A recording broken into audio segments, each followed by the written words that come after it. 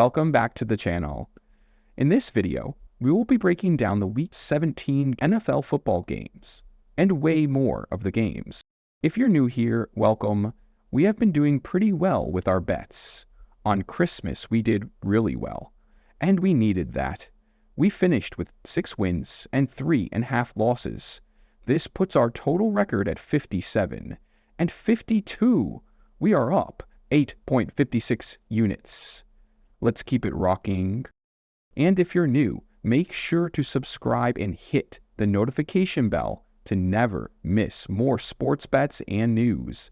The Chargers can secure a playoff spot with a victory in this matchup. The Patriots, after covering the spread just once in their first 7 games, have improved significantly, going 5-3 against the spread in their last 8 contests. Meanwhile, the Chargers have been one of the best ATS teams this season, with 10 ATS wins, the second highest in the league, and an impressive 9-2 ATS record. As favorites, also the second best mark in the NFL. So, the Chargers have a rough schedule here, having to go across country for a 1 o'clock game. Last time we saw them do this, they didn't score 1 offensive touchdown against the Falcons. And although they won, it was ugly, and really because of Kirk Cousins giving the game away. This game, I see a sluggish, tired Chargers defense. And yes, I know they last played Thursday, so they got the mini bye, but the Patriots are playing pretty good football and played well last week in Buffalo. I am looking at Ramondre Stevenson. His rushing prop is set to just 42.5 rushing yards on DraftKings, which is really low. He has hit the over on this prop line in 10 of 14 games this year, and the Chargers' run defense has been bad of late. In their last 2 games, they are giving up 4.82 last week against Denver, and the week before, 5.35 against Tampa Bay. I'll be taking over Ramondre Stevenson rushing yards at 42.5. I'll also be looking at Hunter Henry. Hunter Henry leads the Patriots in both targets 95 and receptions 66 this season. While he has only 2 touchdowns so far, he's been heavily involved in the red zone, with the team leading 19 targets and 10 receptions in those situations. Against a Chargers defense that has given up 12 red zone touchdown receptions this season, Henry is well positioned to find the end zone. He was targeted 4 times in Week 16, and if Mac Jones and the Patriots get close to the goal line, Henry is a strong candidate to haul in a touchdown pass. I'll take Henry to score a touchdown. The next game, we got the Denver Broncos at the Cincinnati Bengals. Denver secures a playoff spot with a win, while a loss will eliminate Cincinnati from postseason contention.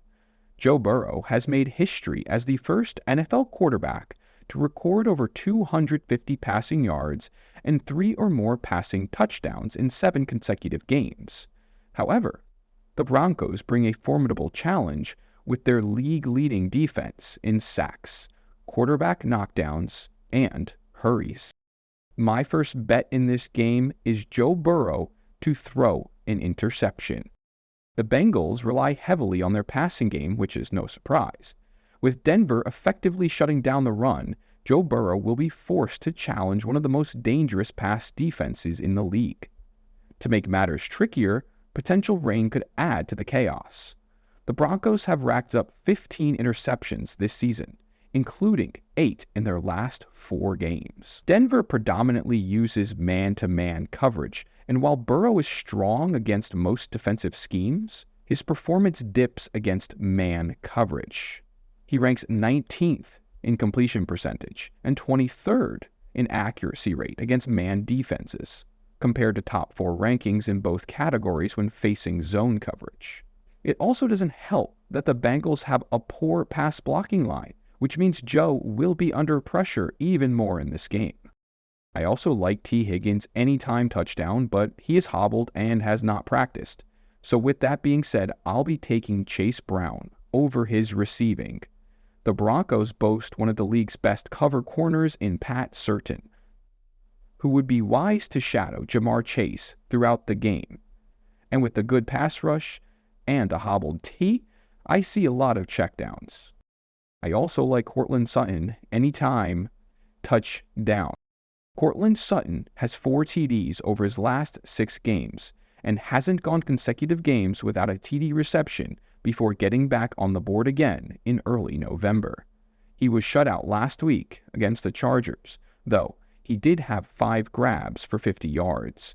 He scored at least 1 touchdown in 8 of the Broncos' last 11 road games against AFC opponents.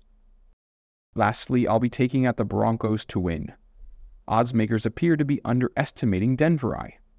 The Bengals, despite their recent 3-game winning streak, are far from being a strong team and have been favored in their last 4 matchups. They only really beat bad teams and have yet to beat any playoff teams. Now, Denver has struggled against playoff teams, but luckily, the Bengals are not a playoff team. Denver poses a much tougher challenge. The Broncos are playing some of their best football on both sides of the ball, and I'll take them to win. The Cardinals have struggled in divisional road matchups, going 1-5 straight up and against the spread in their last 6 attempts. However, they dominated the Rams with a decisive 41-10 win when they faced off in Week 2. On the other hand, the Rams have excelled in December, boasting an impressive 15-2 record against the spread over their last 17 games in the month. I am taking Kyren Williams over 89.5 rushing yards. The Rams have no problem feeding Williams, and I see a heavy workload here for him. The Cardinals have been eliminated from the playoffs, and it is really hard to see them get up for this game. I think they lay an egg and pack it in. With that being said, I'll also be taking the Rams minus the points. Again, the Cardinals have been disappointing and have nothing to play for. They just lost an emotional game at the Panthers, and I see just a low-effort performance here. Also, since taking over the coaching gig in Los Angeles, Sean McVay is 21-13, straight up, and 2.5-13 in the final game of the season.